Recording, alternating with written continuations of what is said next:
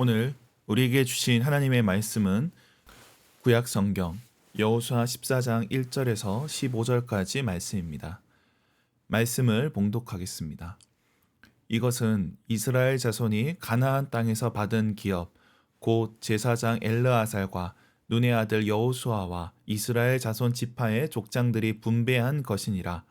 여호와께서 모세에게 명령하신 대로 그들의 기업을 제비 뽑아 9지파와 반 지파에게 주었으니 이는 2지파와 반 지파의 기업은 모세가 요단 저쪽에서 주었으며 레위 지파에게는 그들 가운데에서 기업을 주지 아니하였으니 이는 요셉의 자손이 므낫세와 에브라임의 2지파가 되었음이라. 이 땅에서 레위 사람에게 아무 분깃도 주지 아니하고 다만 거주할 성읍들과 가축과 제산을 위한 목초지만 주었으니 이스라엘 자손이 여호와께서 모세에게 명령하신 것과 같이 행하여 그 땅을 나누었더라.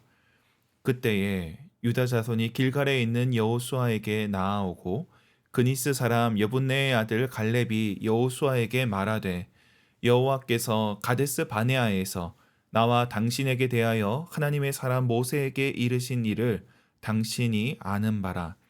내 나이 40세에 여호와의 종 모세가 가데스 바네아에서 나를 보내어 이 땅을 정탐하게 하였으므로 내가 성실한 마음으로 그에게 보고하였고 나와 함께 올라갔던 내 형제들은 백성의 간담을 높게 하였으나 나는 내 하나님 여호와께 충성하였으므로 그날에 모세가 맹세하여 이르되 네가 내 하나님 여호와께 충성하였은즉 네 발로 밟는 땅은 영원히 너와 내 자손의 기업이 되리라 하였나이다. 이제 보소서 여호와께서 이 말씀을 모세에게 이르신 때로부터 이스라엘이 광야에서 방황한 이 45년 동안을 여호와께서 말씀하신 대로 나를 생존하게 하셨나이다. 오늘 내가 85세로되 모세가 나를 보내던 날과 같이 오늘도 내가 여전히 강건하니 내 힘이 그때나 지금이나 같아서 싸움이나 출입에 감당할 수 있으니 그날에 여호와께서 말씀하신 이 산지를 지금 내게 주소서.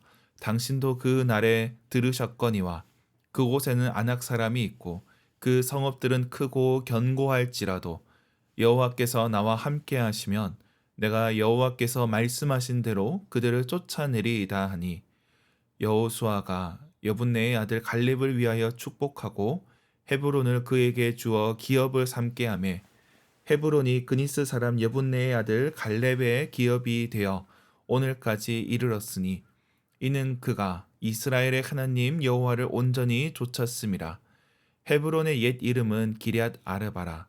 아르바는 아낙 사람 가운데에서 가장 큰 사람이었더라. 그리고 그 땅에 전쟁이 그쳤더라. 아멘. 오늘 본문은 요단 서편 지역 땅 분배를 다룹니다. 이스라엘에서 가장 유력한 지파는 요셉 지파와 유다 지파라 할 수 있습니다. 두 지파에 대한 비교는 창세기부터 이어집니다.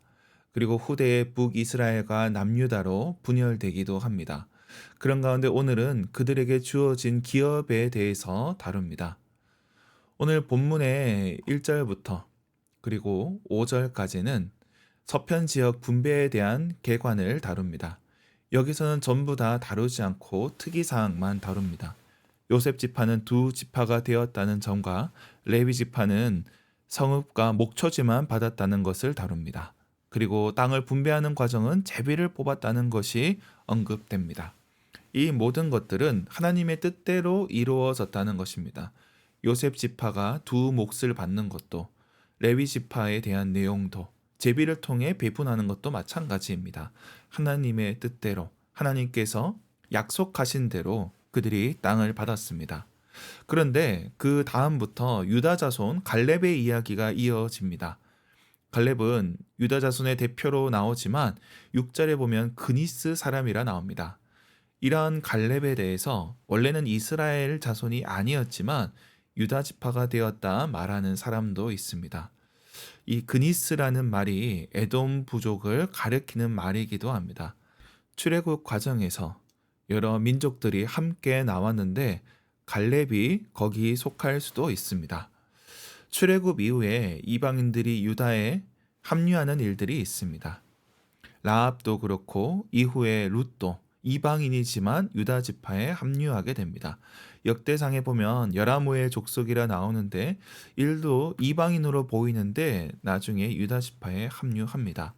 그래서 유다 지파에는 이런 외부에서 들어온 사람들이 포함되어 있습니다. 그런 점에서 유다 지파 중에 갈렙은 이스라엘 전체를 보면 비주류라 할 수 있습니다. 똑같이 정탐꾼으로 다녀왔지만 전면에 나선 여호수아와 달리 갈렙은 이후에 드러나지 않습니다. 그러나 땅 분배하는 과정에서 여호수아 앞에 다시 등장합니다. 유다 지파의 대표로 그의 앞에 섭니다. 이런 상황에서 여호수아는 부담스러울 수밖에 없습니다. 하나님께서 45년 전 갈렙에게 주신 약속이 있습니다. 개인적으로도 함께 목숨을 걸고 사선을 넘던 동지였습니다. 이런 상황에서 그가 요구한다면 거절하기는 어려웠을 겁니다. 그런데 갈렙이 요구한 것은 12절에 보면 산지였습니다. 헤브론을 비롯한 남쪽 지역에 대한 권한을 요청합니다. 사실 산지 지역은 까다로운 지역입니다. 갈렙이 고백하듯 거인들로 알려진 아낙 사람들이 있고 그 성읍은 크고 견고합니다. 이 15절에 보면 아낙 사람 중에 큰 사람이 있었다고 나옵니다. 지금처럼 무기가 발달한 게 아닌 이상 결국 몸과 몸이 부딪혀야 합니다. 완력으로 이겨야 합니다. 이런 상황에서 신체적인 열쇠는 보통 불리한 게 아닙니다. 거기에 산지는 물을 구하기도 어렵습니다. 거기에 올라가서 성을 공략해야 됩니다. 쉬운 일이 아니었습니다. 그런데 하나님을 믿고 그 땅을 요구합니다. 가장 꺼리는 땅을 받고자 한 것입니다. 그러므로 여호수아가 갈렙을 축복하고 유다는 그 지역을 기업으로 받게 됩니다. 그렇게 오늘 본문이 마무리되고 있습니다. 오늘 본문에서 살폈듯이 땅 분배 과정은 제비 뽑기로 진행되었습니다. 근데 제비를 뽑는 이유는 농사 짓기 좋은 땅, 정복하기 쉬운 땅이 있는가 하면 농사 짓기 나쁘고 정복도 어려운 땅이 있기 때문입니다. 서로 좋고 쉬운 곳을 택하려다 보니 제비를 뽑을 수밖에 없습니다. 그런데 갈렙은 어려운 땅, 힘든 곳을 요구합니다. 그러니 아무도 불만이 없는 겁니다. 여기서 갈렙의 믿음이 드러납니다. 그는 비록 이스라엘의 비주류였습니다. 그의 출신도 분명치 않습니다. 그는 소수 의견을 냈다가 죽을 뻔한 적도 있습니다. 그는 45년간 묻혀 살았습니다. 그러나 하나님의 약속을 잊지 않았습니다. 그 약속으로 가장 어려운 것을 구했습니다. 하나님을 믿었기 때문입니다. 훗날 이스라엘 지파들 중에 유다가 여러 지파의 우두머리가 된 것은 이런 일들이 있었기 때문입니다. 다들 자기 자손들에게 비옥한 땅, 좋은 땅을 물려주려고 할 때 유다 지파가 어려운 곳을 택했습니다.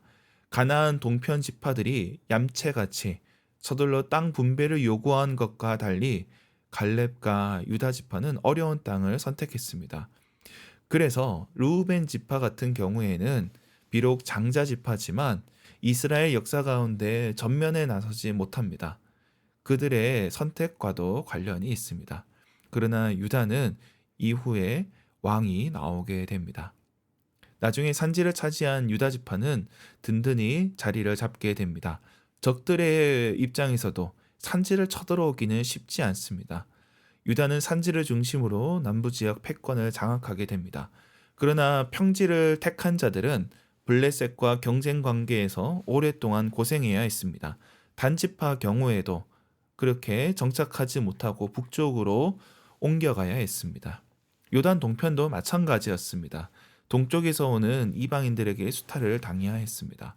믿음으로 택할 때 당장은 불리한 것 같지만 가장 복된 선택이 되는 것입니다. 모두가 좋은 걸 차지하려고 악다구니를 펼칠 때 믿음으로 산지에 올라간 갈렙과 유다 지파를 기억해야 할 것입니다. 오늘날 이 시대도 마찬가지입니다. 모두가 자신의 권리를 주장하고 가장 좋은 것을 차지하려 합니다. 법대로 하고 원칙을 적용해도 이의를 제기합니다. 그러나 하나님의 약속을 믿은 자들, 그들에게는 하나님께서 은혜를 베풀어 주십니다. 우리의 권리를 주장한다고 누가 그 100%를 다 줄 수 있겠습니까? 그러나 믿음으로 나아갈 때 우리 주님께서 은혜를 베풀어 주십니다. 오늘 하루 믿음으로 나아가는 저와 여러분이 되길 주님의 이름으로 축원합니다. 기도하겠습니다. 하나님 아버지, 오늘 하루 우리의 삶 가운데 함께하여 주시옵소서. 우리의 손으로 하는 그 모든 일들을 복되게 하여 주옵시고 우리의 가정과 직장에서 삶의 모든 자리 가운데 은혜를 더하여 주시옵소서. 병상에 있는 자들, 연약한 자들, 주님의 도우심이 필요한 자들이 있습니다. 멀리 나가 있는 자들, 또 군 복무 중인 이들, 여러 상황 속에서 우리 주님의 이름을 부를 때 주님께서 들어주시고 저들과 함께하여 주시옵소서. 오늘 하루 주님과 동행하는 주님의 백성, 주님의 길을 가는 주님의 권속들 되게 하여 주시옵소서. 감사드리며 예수님의 이름으로 기도드립니다. 아멘.